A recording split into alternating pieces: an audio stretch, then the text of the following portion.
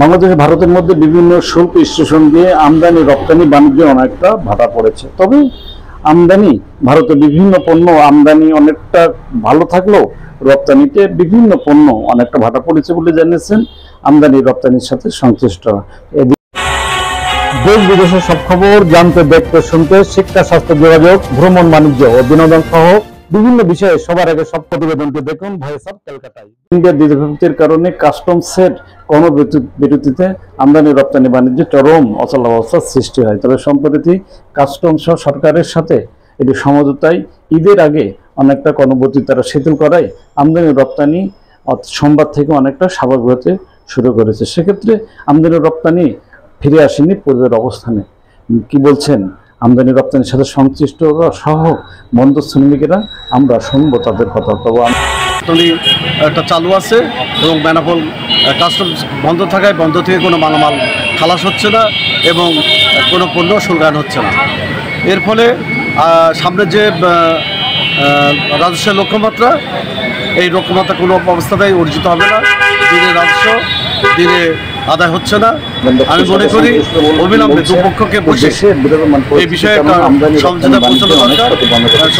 এই রাজস্ব আদায় ঠিক হলে দেশ চরম অর্থনৈতিক সংকটে পড়বে। অনেকটা প্রতিবন্ধকতা সৃষ্টি হবে, রাজস্ব হারাবে দুই দেশের সরকার, এদিকে ব্যবসায়ীরা হবে অনেক ক্ষতিগ্রস্ত। এ থেকে যেমন সরকার সহ এনবিআর এর মধ্যে দ্রুত সমঝোতারও দাবি জানান বন্দরের সাথে সংশ্লিষ্টরা। তবে আমদানি রপ্তানির সাথে সংশ্লিষ্টরা জানান দেশের বিরাজমান পরিস্থিতির উন্নত হোক, ফিরে আসুক আমদানি রপ্তানির পরিবেশ, এমনটি চান বন্দর ব্যবহারকারী বিভিন্ন সংগঠনের নেতাকর্মীরা। কি বলছেন তারা, শুনবো তাদের কথা।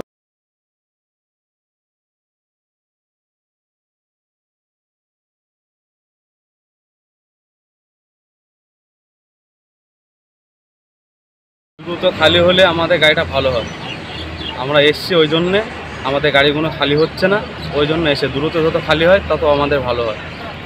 ওপারে আছে 200 মতন গাড়ি হবে, আর এইদিকে আপনাদের বাংলাদেশে হয়তো আছে 300, আর এবারে সাইড দিকে সব পুরো পোর্ট এলাকা দিয়ে আছে তোমার।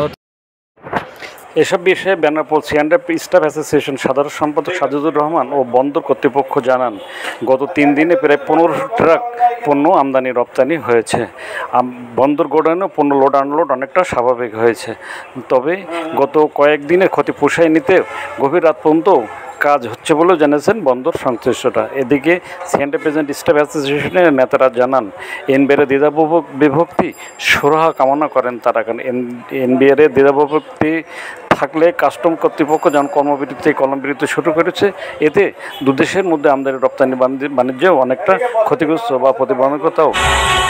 দেশ বিদেশের সব খবর জানতে, দেখতে, শুনতে, শিক্ষা, স্বাস্থ্য, যোগাযোগ, ভ্রমণ, বাণিজ্য ও বিনোদন সহ বিভিন্ন বিষয়ে সবার আগে সব প্রতিবেদনটি দেখুন ভয়েস অফ কলকাতায়।